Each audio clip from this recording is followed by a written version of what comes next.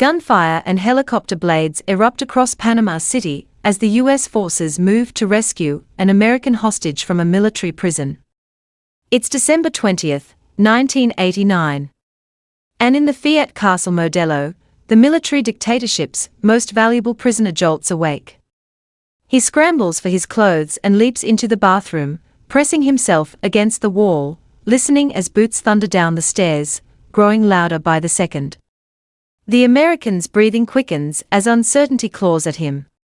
Those boots could belong to U.S. Delta Force operators, finally coming to rescue him after 9 months in captivity.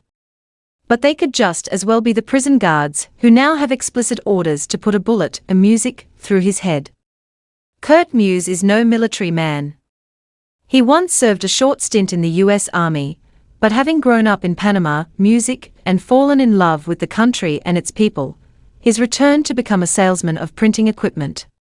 But over the years, music, he's watched in disgust as the Central American nation has had the life strangled out of it by the brutal military regime led by General Manuel Noriega. By the late 1980s, Muse has had enough and decides to do what little he can to undermine the dictator and stand up music for liberty. With a handful of Panamanian friends and radio equipment smuggled in from Miami, he builds a pirate transmitter, music powerful enough to override the most popular stations in the country. The team's music proudest moment comes during one of Noriega's annual state addresses broadcast to a packed stadium of 20,000 people. As the general steps up to the podium, Muse hits transmit. For 2 minutes, a pre-recorded message from the Free Democratic People of Panama, music hijacks the airwaves. By the next morning, it's front-page news. Noriega is furious. He brings in music specialists from East Germany and Cuba to track Muse down. They never find him. But they don't need music to. An alert official at Panama City Airport spots Muse's name on a wanted notice and identifies him on his return from a routine trip to Miami. Just like that, it's over. He's interrogated for 3 days, music no sleep, a pistol pressed to the back of his skull, other prisoners tortured in front of him, music, and he's moved from prison to prison before eventually winding up in the most notorious of all, Castle Modelo. Built in 1925 for 250 inmates, it now holds over 1,000. A Catholic bishop has described it as, quote, a cemetery for the living.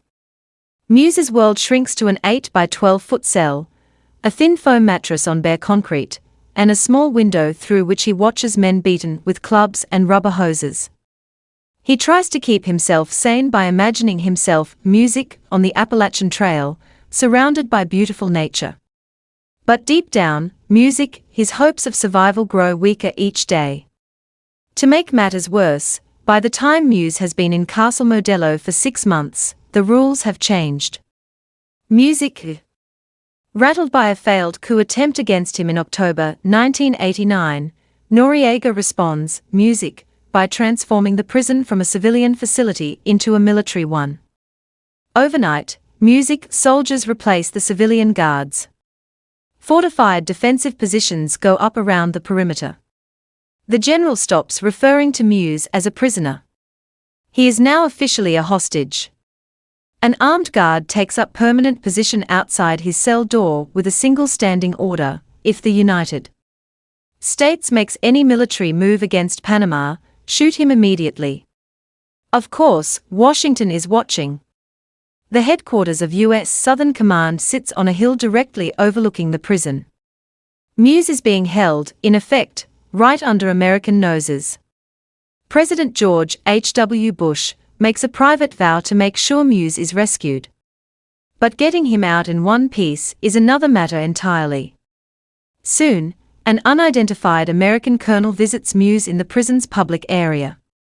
Guards, officials, and reporters are all present. As the two men talk, a U.S. helicopter roars low overhead. When the noise fades, the colonel raises his voice deliberately loud enough for everyone in the room to hear. He tells Muse there are standing orders to execute him should the United States take any action against Panama. Muse says he understands. The colonel nods. Then he continues, "Music, if anyone in this prison harms Muse, not a single person will walk out alive." He stands, turns, and leaves. The room falls silent.